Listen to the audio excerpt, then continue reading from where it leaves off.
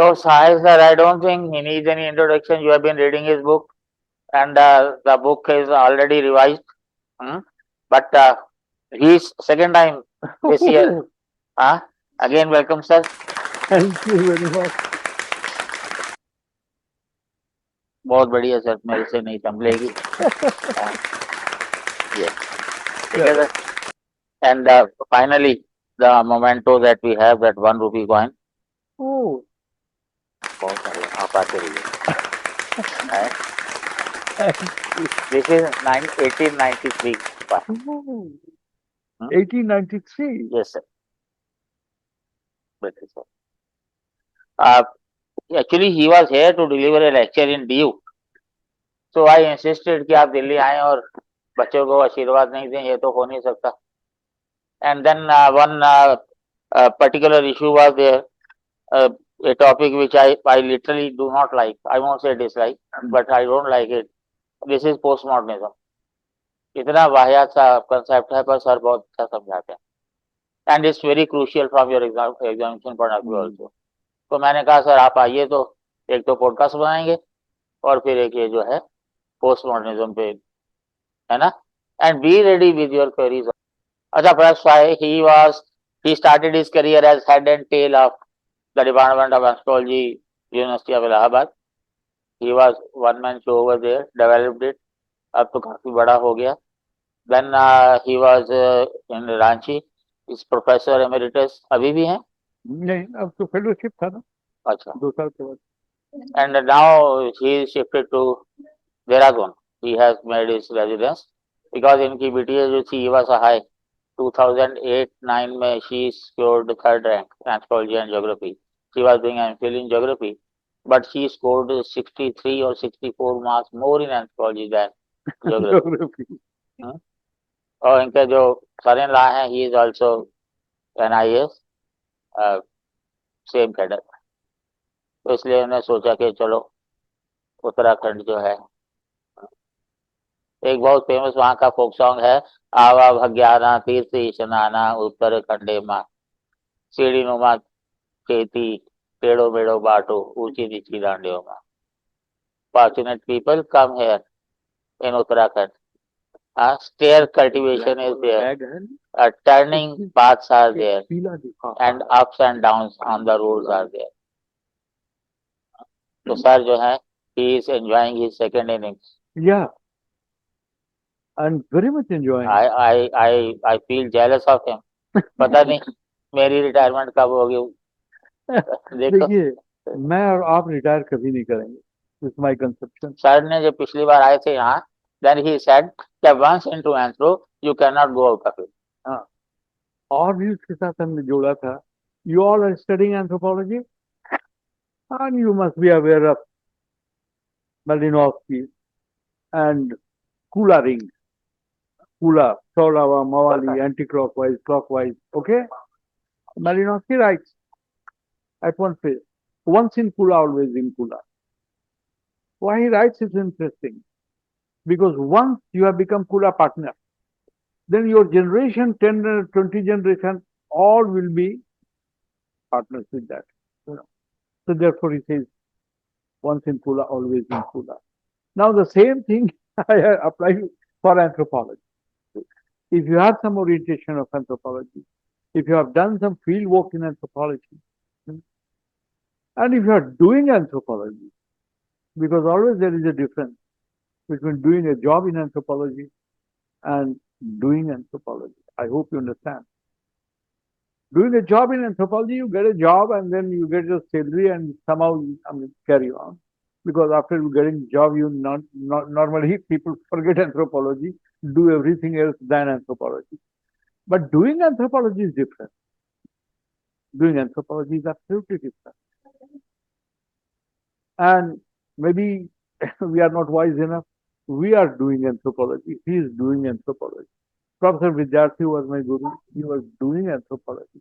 Such people never retire. Such people never retire. It's my conception.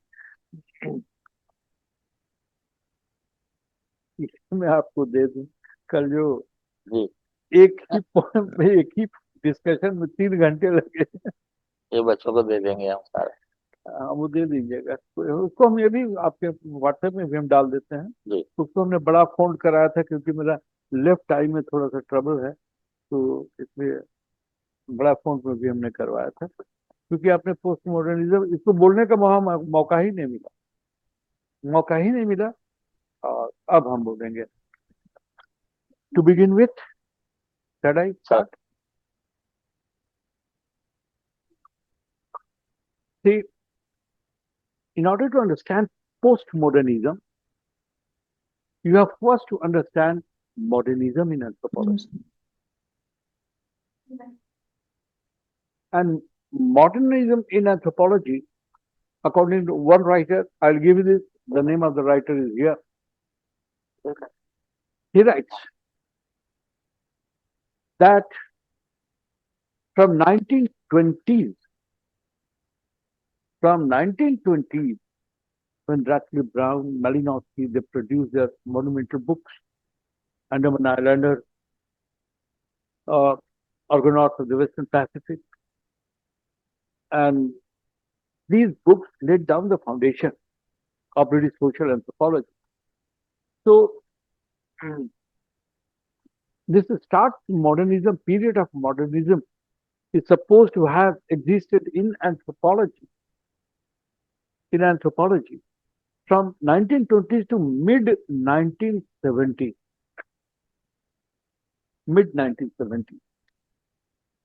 and after that,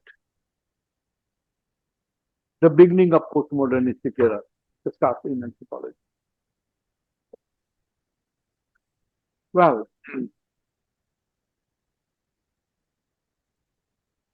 postmodernism, which is not liked by most people, most anthropologists. Why it is not liked? That's important to know. Because postmodernism, theoretically it says anthropology cannot be a science.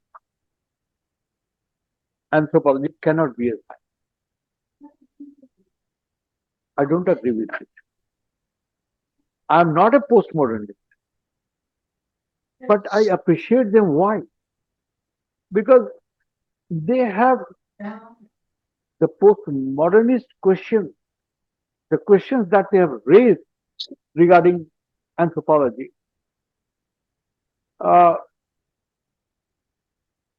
They are such questions that that are concerned with the very epistemology of the discipline, epistemology of anthropology. We'll discuss one by one. But let me tell you why modernistic anthropology or modernism is considered as science. Because in modernism, what happened? That the anthropologist considered himself to be a scientist, as good a scientist as a natural scientist. What does a natural scientist do in the laboratory? He makes experiments, he observes the experiments, observes the phenomena, the natural phenomena, and then comes up with some generalization, some conclusion. H2O is equal to water, for example. Now this becomes a universal truth. Okay? So this is done in natural science. In natural science, the laboratory, their laboratory is inside the room where they do their experiments. And from there they come up to some generalization, and that becomes the conclusion.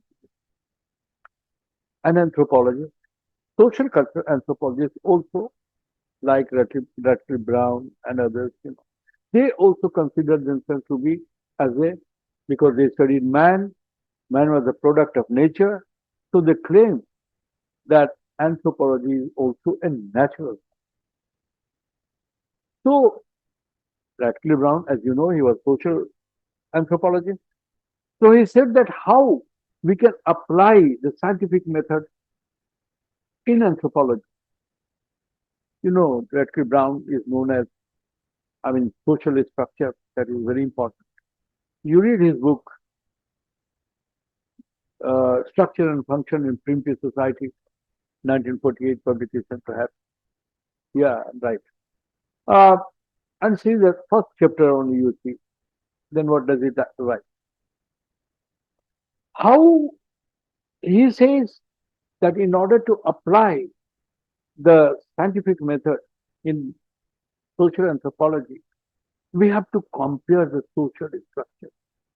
His idea was that if we compare, study vast number of social structures, very vast number of social structures, huge number of social structures, and we compare them, then whatever the common things will emerge from all the social structures, because the social structure of the Kungs of Africa or social structure of the Aruntas of mm, Australia, this must be, there is different. Our social structure is different.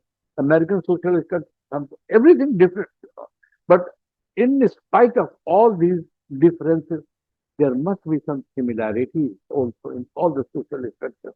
That will lead to some human law, some social law, and that will be scientific. So, through the comparative method, don't be confused in anthropology. So many comparative methods are there from mid 19th century. Tyler's comparative method were different, and evolutionary comparative method were different. Well, everybody. But Radcliffe Brown's comparative method, I'm talking about, he says that one we should compare the social structures of different societies, find out the similarities and differences. We will definitely find the differences, but in spite of all those differences, there will be some common characteristics also. And that common characteristics will lead to some generalization that can be, we can think that it is the social law, the cultural law, whatever it is. Unfortunately, let me tell you, neither this has never been done. Of course, later, Murdoch in his book Social Structure, he compared mm, uh, 250 societies. You must be knowing. He compares 250 societies, but his angle is absolutely different. I don't now discuss about Murdoch because that will divert us. I'm talking about Radcliffe Brown. So it could never be done. Until this date in anthropology, social anthropology, no such human law has been discovered. That doesn't mean that anthropology should abandon doing this. Anthropology will continue to do. That is also correct. Now, you see, uh, Radcliffe Brown, on this very basis, he has been criticized also, very much criticism. And the most uh, severe criticism has been by Edmund Leach. Edmund Leach doesn't spare Radcliffe Brown and Malinowski, both. What he says that Radcliffe Brown, just like a butterfly collector. Butterfly, तितली होते हैं, पत्ते होते हैं, बड़े रंग बिरंगे होते हैं. So he says that what he talks about social structure and all, he, it, I mean, there are different types of butterflies on the basis of their color, on the basis of their size and other characteristics. He just tries to classify the societies. So butterfly collector, he says. And about Malinowski, functionalism, the father of functionalism, Malinowski claimed himself. About Malinowski, he says, uh, he talks, the way he explains functionalism is just like, because Malinowski says that each and every element of culture, and culture has a function to play in the society. All these, I don't need to elaborate Malinowski, because, I was told recently by one of my students who was sometime in 1981, my student in Ranchi University. This time he revealed, sir, we called you Malinowski because I was teaching Malinowski so exhaustively in those days that they आपस में वो discuss करते थे कि Malinowski का class है. So this had, recently I came to know. But anyway, therefore we need not discuss about Malinowski's detail, but functionalism, yeah. that every culture has a function to play in the society, and every cultural element also, every cultural element, be material or non-material, whatever it is, that has a function to play in the society. So Edmund Lee says that he is just a cloak character. Cloak means घड़ी, cloak कहते हैं ना, clock ने CLOAK, cloak. You see the dictionary meaning. तो wall जो हम लगाए हैं, that is a cloak. Okay. So cloak, that means that uh, the cloak has to tell the time only, you know. So different societies you study, and then that is a different types of cloak, but the function is only one, that is to tell the time. So Edmund Lee's view is there. I don't comment on his view, but I just wanted to tell you.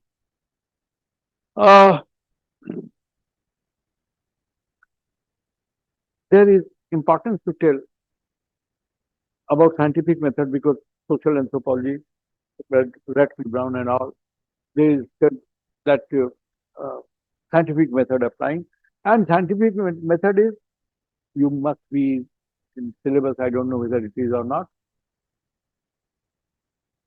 Science is based upon induction. Science is based upon induction. What is induction? Inductive logic. To arrive at a conclusion from some to all, from particular to universal, from particular studies to universal conclusion. You know, that is called and deductive object, from all to some, from universal to conclude to particular. This is how the conclusions are drawn. For example, deductive, first example I'm giving you, all men are mortal.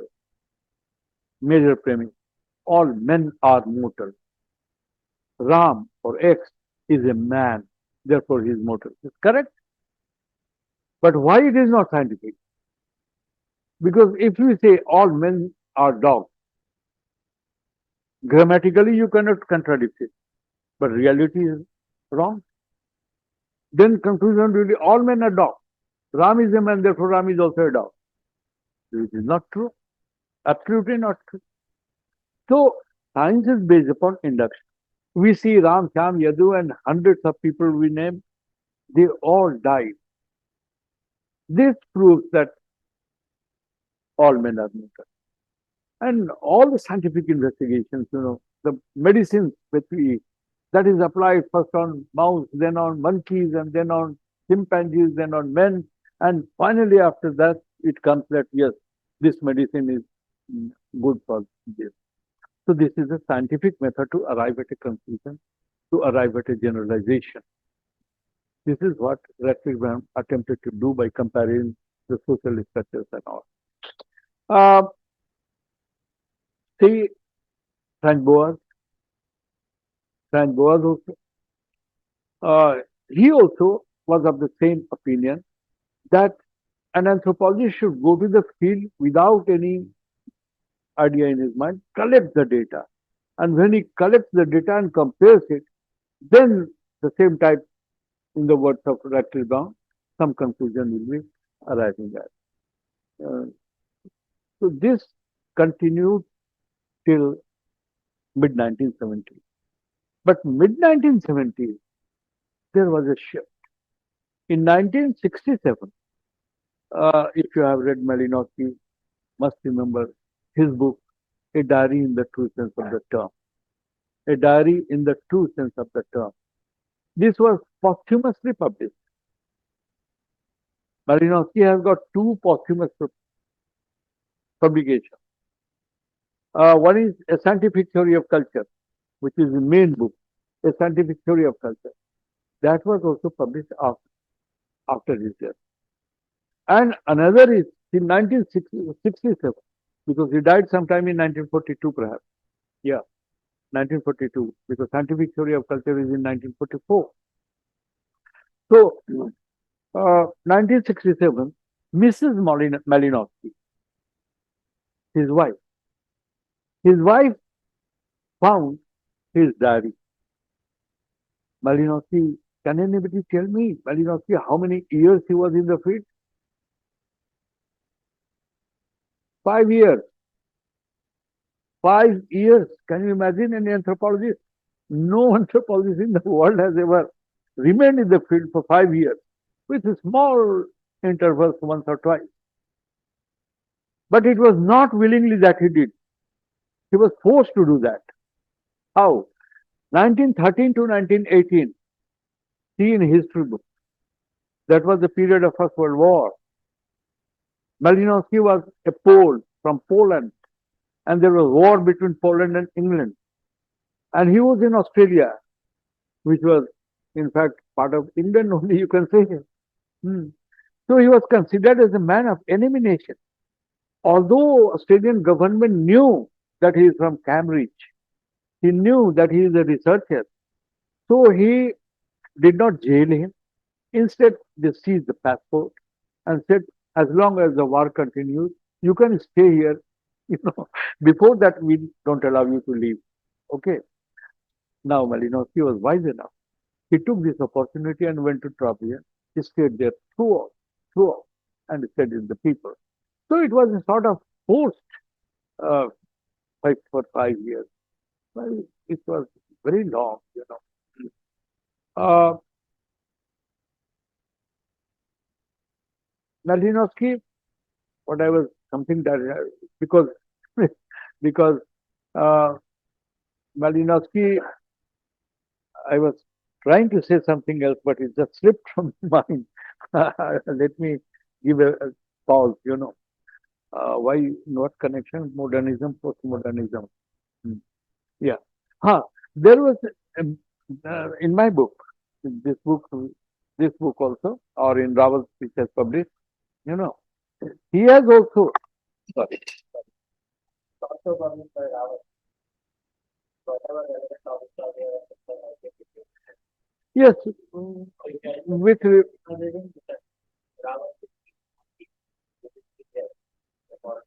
yeah, the same book is it. Uh, uh, there is a brawl in this book also. You'll find brawl means jagda, apas mein. So there was a brawl between Malinowski and Ye. That's interesting because they were contemporaries.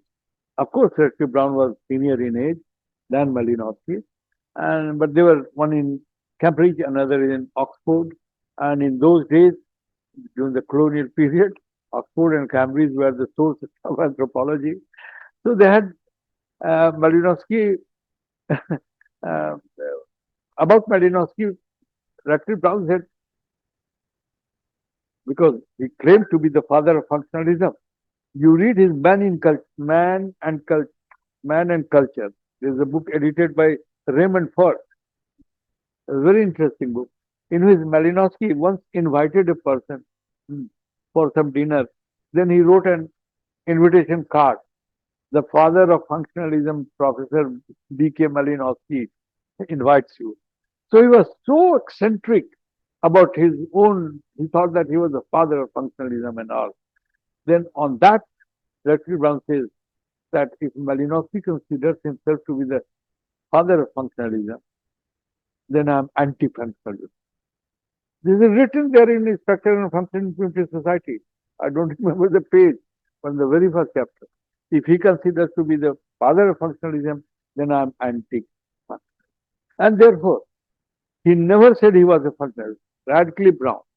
Those who read Radcliffe Brown later, they have given him structured functionalism. It is not that Radcliffe Brown considered himself. He considered himself only structuralist. Structuralism. He was concerned with. All these things are there. Very many discuss can be done. Well, now I am remembering, which I have forgotten. Diary I was talking about, in which she found the diary, and then published.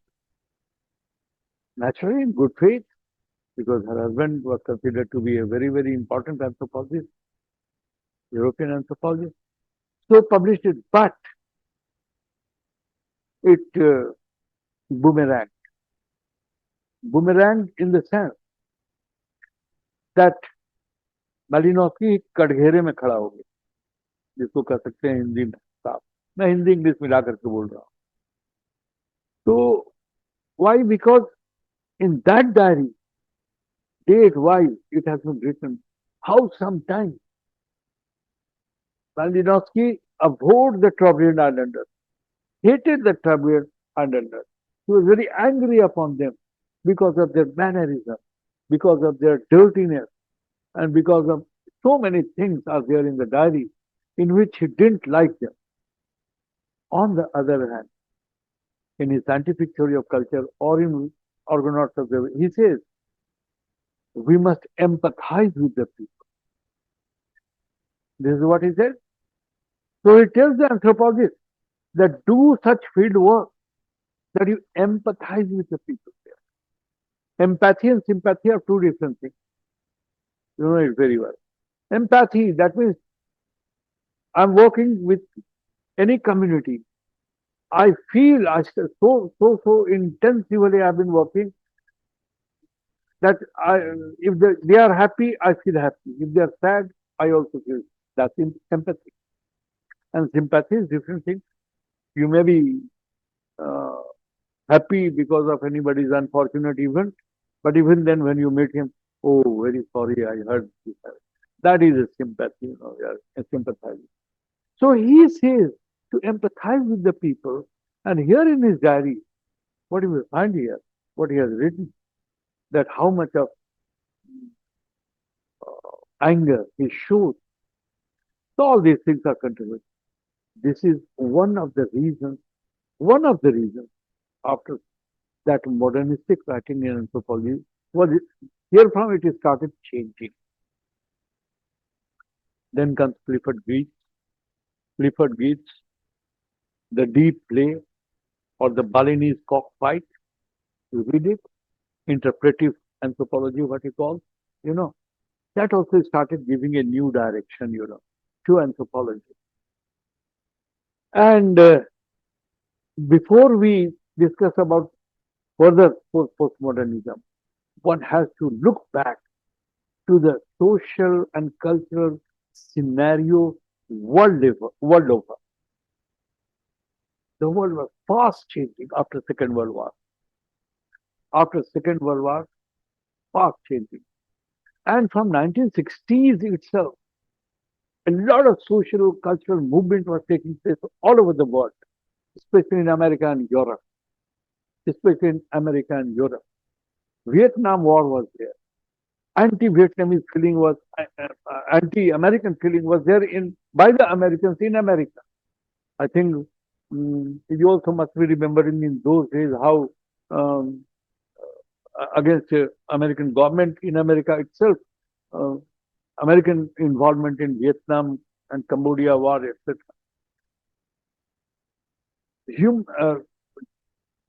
Female, they their revolution was there. And I've written in this book, you know, quoted all the movements that were already during 1960s, 70s, till the beginning of 80s. These things continued. You must have heard about the hippies, hippie cult. Then this was shown in a film also in Hindi, Hare Krishna, Hare Rama, something like that. Uh, Psycho addict drugs had become very common. Young people were taking, and Bohemian culture started in France. In Beatles, who became Maharshi Yogi's Kela, and he came to India, and Beatles were the rock group. So rock music, all these things were all between 1960s to the end of 1970s. So under these circumstances, when uh, everything which was, they were non-conformist, non-conformist, you know, and whatever their society traditionally was there, they wanted to break all sorts of um, bondages and own living, you know, this gay culture, lesbian culture, these are all the products of those periods. You know. Under these circumstances, under this social and cultural background, sociology, anthropology, literature, all these things were also getting affected. Anthropology was also not any exception. Under that circumstances, in anthropology and sociology also, postmodernism writing is started.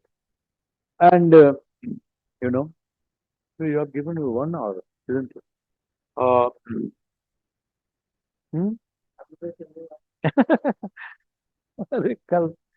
Anyway, so all these movements are there, and postmodern is because any thought is the product of its own social and cultural background. This was the background under which postmodernism started in social science and in architecture, in history, and in all social sciences. Postmodernism started. Uh, this is the background of the thing. But now I come to postmodernism. I told you that it says that science, anthropology cannot be a science, ruled out. Well, there has given a number of epistemological issues also that is interesting. That I will be one by one. See, a few lines which I yesterday in Delhi University had written, but I could not express all these things because of time constraint. I've written about the book Experiencing Anthropology, on which I have to speak there. My book is a mix of modernist and postmodernist writing. How? Modernist writing in anthropology seeks universal truth and authority. Universal truth and authority. That means Malinowski has written his authority on Trobriand. Whatever he says becomes prophecy. While postmodernistic writing critiques it, emphasizes subjectivity, reflexivity, and the impossibility of a single objective view of culture. You study, you view the culture in your own way. I view the same culture in my own way.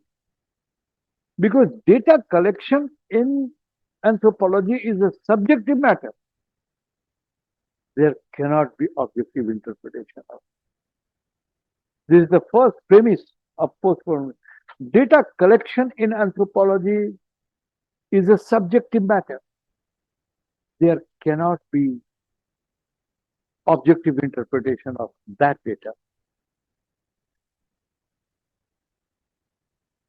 In detail, let me try to explain.